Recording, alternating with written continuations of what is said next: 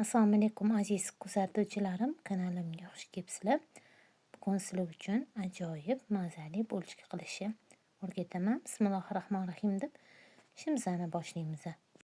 Birinchi bo'lib idishimizga bitta choy qoshiqda xamir turish draja qo'shib olamiz. 2 osh qoshiqda shakar qo'shasizlar. 150 ml iliq suv, 150 ml iliq sut qo'shamiz. 2 dona tuxumni sarig'ini ko'rganinglardek olib qo'yamiz. Ustiga surtish uchun oqini xamir ichiga qo'shib olamiz. Hamma suv massamizni yaxshilab mikser yordamida bir xil bo'lguncha aralashtirib tashlashimiz kerak. Endi bu suv massamizga 4 stakan un solamiz. 4-4,5 stakan atrofida un ishlatamiz.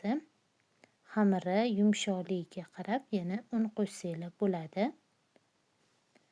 Mana 4-stakan unimizni ham solib oldik. Yarim choy qoshiqda tuz qo'shib o'ramiz. Endi xamirimizni qorishni boshlaymiz. Mikser yordamida qorsanglar ham bo'ladi. Shunaqa nasatkalar bo'lsa, yana ham xamiringiz chiroyli bo'lib chiqadi. Yoki vinchikda xohlasanglar qo'lingizda qorsanglar ham bo'ladi xamiri. Lekin bo'lchkalarning xamirini men asosan shunaqa mikser yordamida aralashtiraman. Shunda xamir yana ham tiniq, chiroyli bo'ladi qorilish jarayonida. Endi bu xamirimizga 80 gram margarinimizni eritib qo'shib olib, yana mikser qilishda davom etamiz. 3-4 minut mobaynida yaxshilab aralashtirib, margarinni xamirga singdirib olishimiz kerak. Mana xamirimiz tayyor bo'ldi. Shunaqa holatda bo'ladi.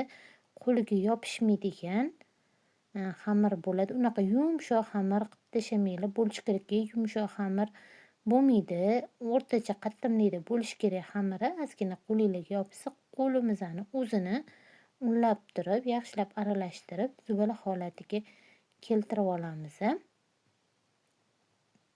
Pirojkilarning xamirini yumshoq qilsanglar bo'ladi. Bo'lchkanikini unaqa yumshoq qilib tashashimiz kerak emas.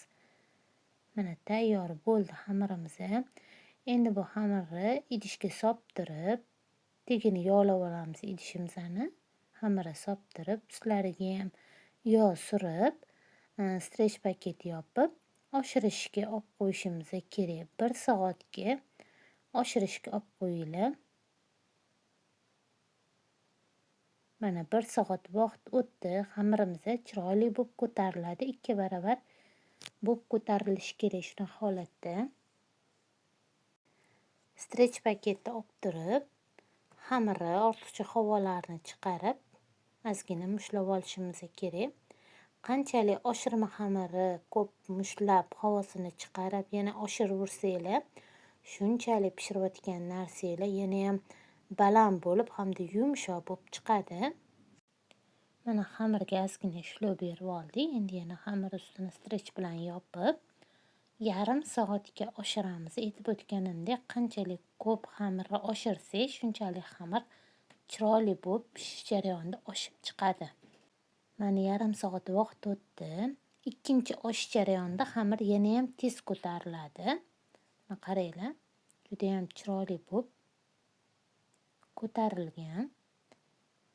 Endi havolarni chiqarib, ozgina mushlab xamirni dumaloq holatiga keltirib olishimiz kerak. Idishimizdan olib turib, stolimizga tushirib olamiz. Yumshoqqina xamirni bo'laklarga bo'lib chiqamiz. Shpatula yordamida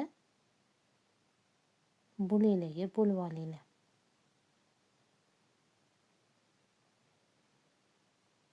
Shu xamirdan men 16 ta xamir bo'lib oldim. Agar kattaroq bo'lishga xohlasanglar, 12 taga bo'lsanglar ham bo'ladi. Endi har bitta bo'lib olgan xamirlarimizni mana shunaqa kichkina zuvala holatiga keltirib olishimiz kerak. Xamir yaxshi singani uchun, oshgani uchun zuvala qilganinglarda ham rosa chiroyli holatga keladi. Hammasini mana shunaqa kichkina zuvalacha holatiga keltirib olamiz. Birinchi qilgan xamirimizni olib turib, jiva yordamida yupqaroq qilib, kattaroq qilib ochib olishimiz kerak.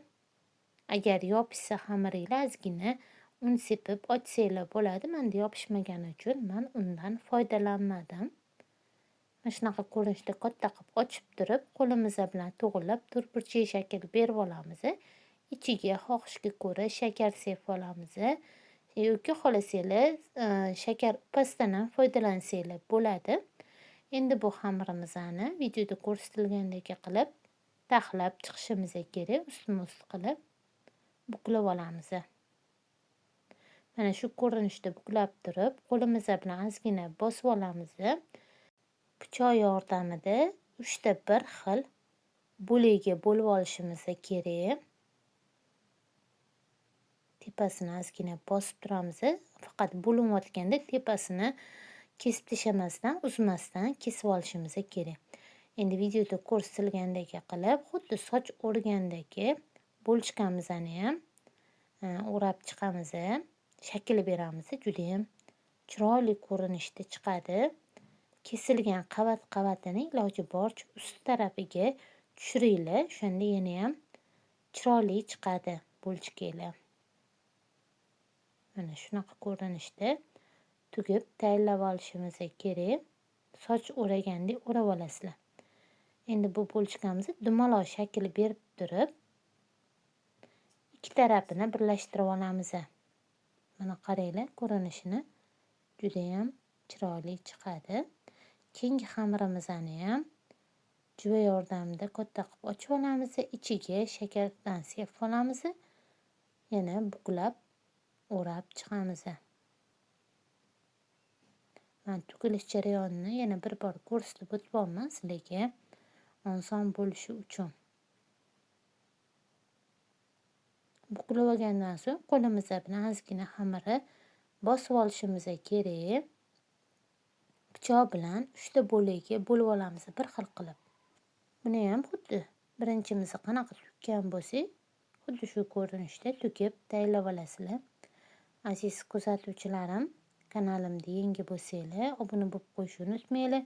Videolarga bittadan like bosib qo'ysanglar, hammanglardan minnatdor bo'lardim. Shunchalik mehnatimni qadrlayotganingiz uchun hammanglarga kattakon rahmat.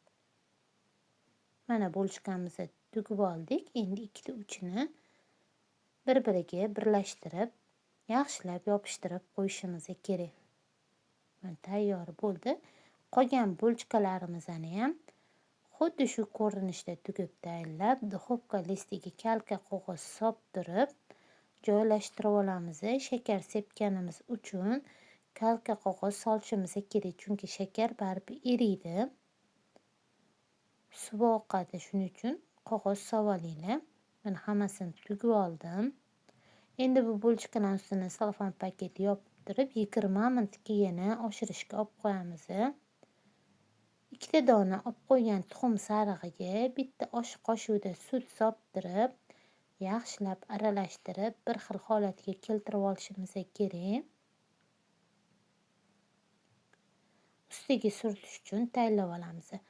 Bu orada bo'lchkalarimiz ham yana chiroyli bo'lib ko'tarildi. Aytib o'tganimdek, qanchalik ko'p tindirsak, oshirsak xamirini, oshirma xamiri pishish jarayonida yana ham chiroyli bo'lib hamda yumshoq bo'lib chiqadi. Tayyorlab qo'ygan tuxum sarig'ini bo'lchkalar ustidan hamma yog'idan yaxshilab bir xil qilib surtib chiqishimiz kerak.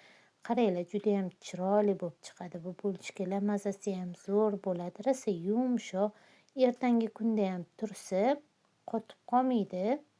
O'zini yumshoqligini yo'qotmaydi.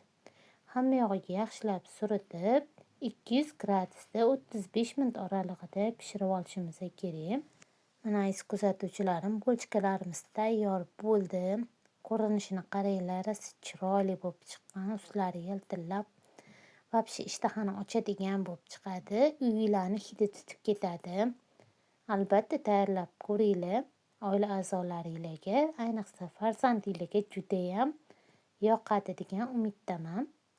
Men hozir sizlarga ichlarini ham ko'rsataman. Qaranglar, bosganinglarda yana qaytib ishi joyiga qaytadi. Mana oralarini qaranglar, judayam yaxshi bo'lib pishgan, yumshoqqina, rosa yeyishli, mazali bo'ladi. Aziz kuzatuvchilarim, videolarim yoqayotgan bo'lsa, layk bosishni unutmanglar. Meni qo'llab-quvvatlab turganingiz uchun hammanglarga kattakon rahmat. Sog' bo'linglar, salomat bo'linglar. Yaqinlaringiz uchun o'zinglarni asranglar.